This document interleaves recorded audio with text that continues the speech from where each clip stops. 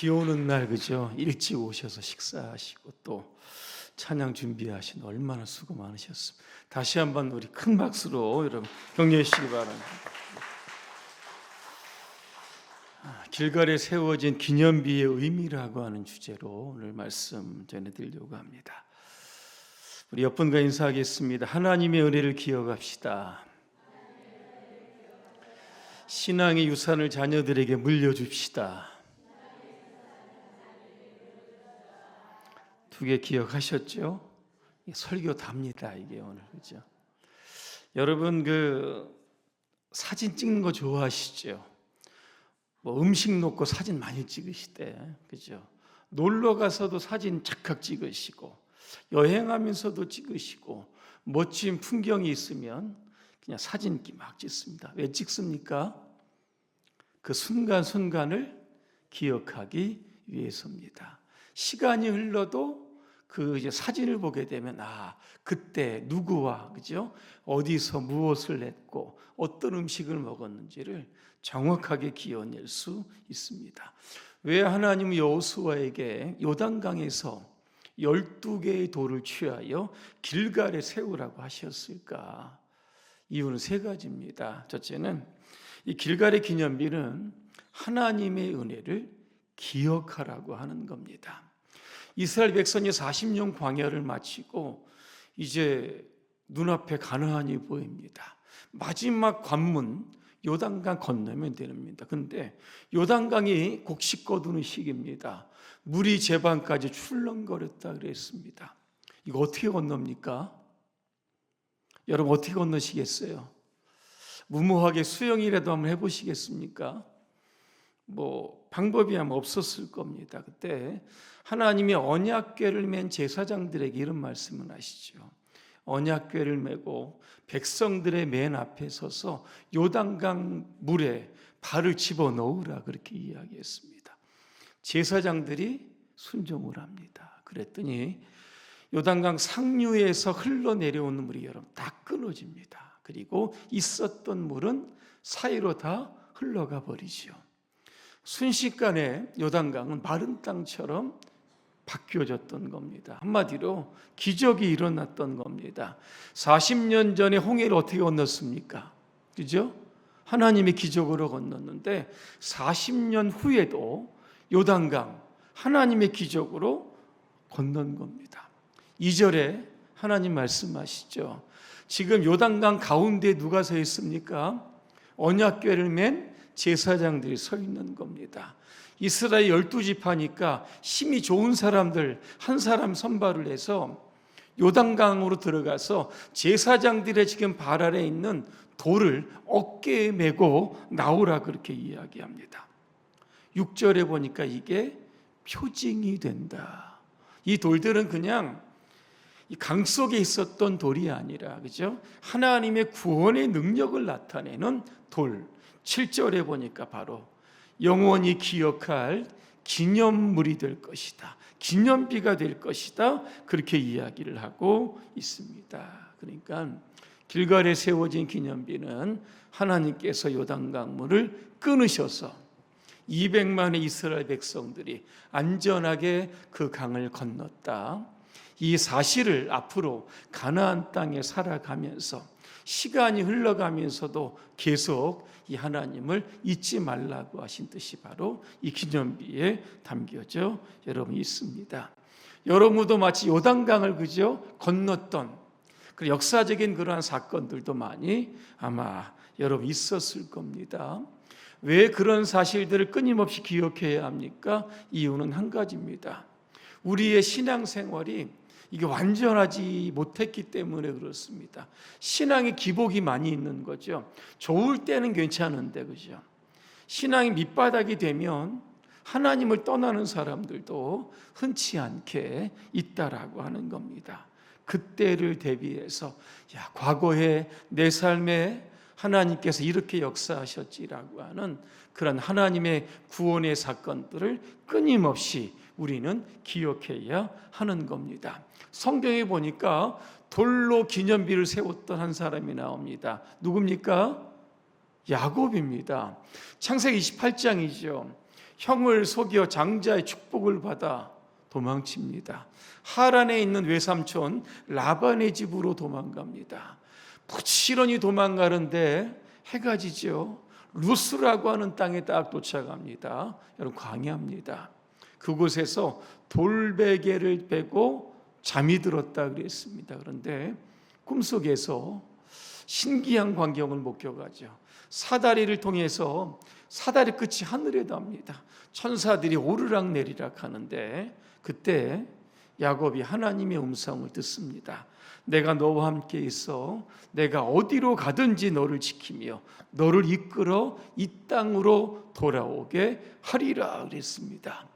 야곱이 잠에서 깨어 놀라죠. 뭐라고 이야기합니까? 여호와께서 과연 여기 계시거늘 내가 알지 못했다 그랬습니다. 여기가 어디입니까?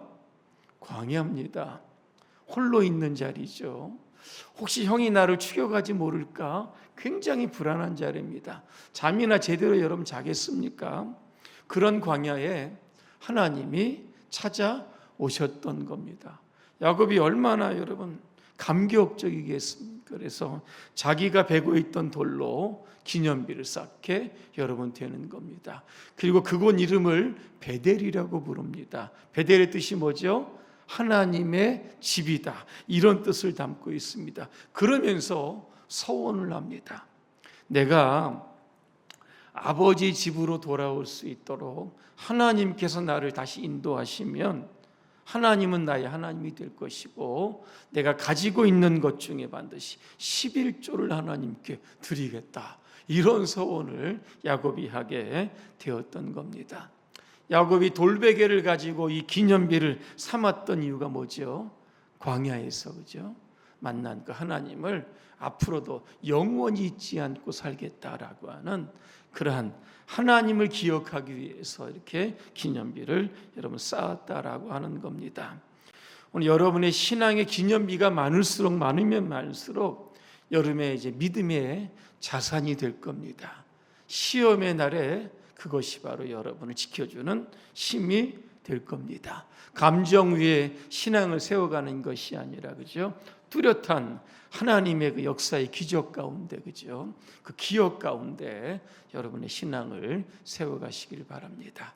두 번째 길갈의 기념비는요, 부모의 유산을 자녀들에게 물려주기 위한 겁니다.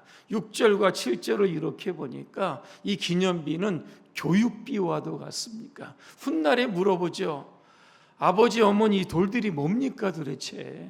왜 여기에 이렇게 돌무더기가 쌓여 있는 겁니까? 이렇게 반드시 물어볼 날이 올 거라는 겁니다. 그때는 이렇게 얘기해 주라는 겁니다. 야, 옛날에 내가 우리 이스라엘 백성들이 요단을 건넜는데 물이 많아 건너지 못했는데 하나님께서 물을 끊으셔서 우리를 건너게 하셨다. 우리가 지금 가나안 땅에 이렇게 살아가는 것도 요단강을 건너게 하신 하나님의 구원의 은혜다. 그렇죠? 아이들에게 이렇게 여러분 교육하라고 하는 겁니다. 한국 교회가 지금 신앙의 대가 여러분 끊어지고 있습니다. 중고등학생들, 청년들 3%대 그죠? 출석률입니다. 언제 우리의 자녀들도 교회를 떠날지 여러분 모릅니다. 아무리 신앙의 부모의 자녀라고 할지라도 장담할 수 없는 겁니다.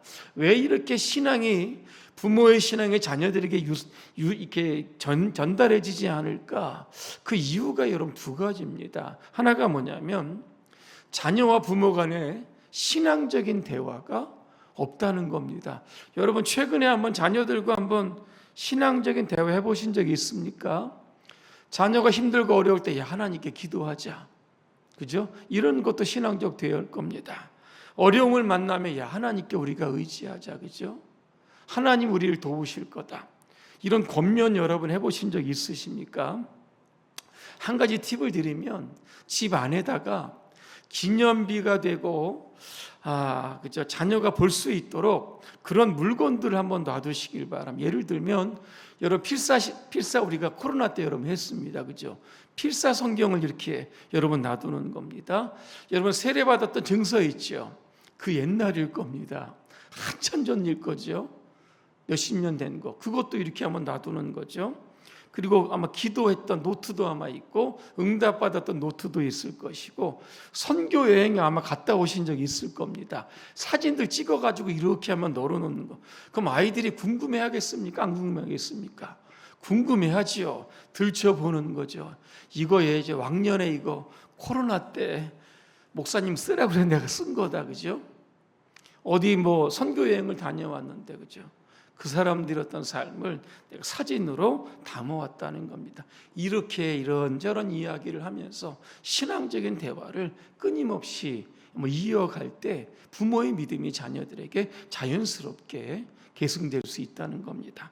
또 하나는 뭐냐면 부모가 자녀들에게 신앙적인 모범을 보이지 않았다는 겁니다. 어느 자녀가 이런 말을 하죠. 어렸을 때 새벽 기도 가는 어머니의 뒷모습이 늘 기억에 남습니다. 그 뒷모습이 지금 바로 제 믿음입니다. 이렇게 이야기를 하죠.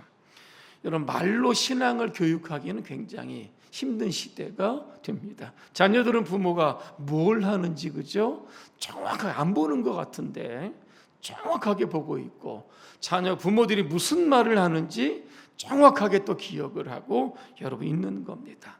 예배하고 기도하고 봉사하고 기쁨으로 주의 일에 헌신하는 것, 안 보는 것 같아도 자녀들이 다 보고 훗날에, 그죠? 이 부모의 그 아름다운 신앙의 모습을 따라가게 여러분 되는 겁니다. 그래서 이 부모의 어떤 그 신앙들 자녀에게 물려줄 수 있어야 하는 겁니다. 세 번째 길갈의 기념비는요, 하나님의 백성으로 살아가라, 하나님을 경외하며 살아가라, 이런 뜻을 담고 있습니다.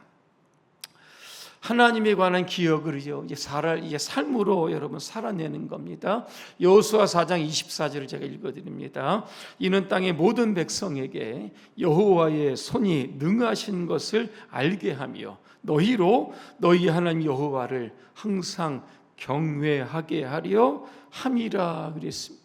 가나안 땅에 들어가 세상 문화에, 그죠? 정신없이 살다 보면 어떻게 하죠? 그 기념비가 주신 의미를 잃어버리고 살 때가 있다는 겁니다. 그래서 이 기념비는 앞으로 이제 내가 하나님을 위해서, 하나님의 영광을 위해서 내가 반드시 살아가겠다라고 하는 이 결단이 여기에 담겨져 있습니다. 이번 교회 학교에서 우리가 여름 수련회를 여러분 준비하고 있습니다. 우리의 자녀들을 수련회 여러분 반드시 보내셔야 합니다. 가정에서도 신앙교육 하겠지만 우리 교회 학교 선생님들 또 교육자들이 또 이번 수련을 잘 준비해서 자녀들에게 정말 영원히 기억되는 기념비적인 사건이 여러분 될 겁니다. 수고해 주시는 우리 선생님들 여러분 격려해 주시고, 또 100인년의 역사를 담고 있는 우리 봉사의 또 전통, 신앙, 믿음, 이 아름다운 유산들 여러분 다음 세대에 잘 물려주시기를 주님의 이름으로 축복합니다. 기도하겠습니다. 은혜로우신 하나님, 오늘 길갈에 세운 12개의 돌을 통해 우리가 기억해야 할 하나님의 은혜가 무엇인지를 생각하게 하시니 감사합니다. 우리의 삶 가운데 요단강을 마르게 하셨던 하나님의 기적을 늘 기억하게 하시고, 이 놀라운 사건들을 자녀와 후손들에게 잘 전달할 수 있도록 도와주시옵소서. 예수님의 이름으로 기도합니다. 아멘.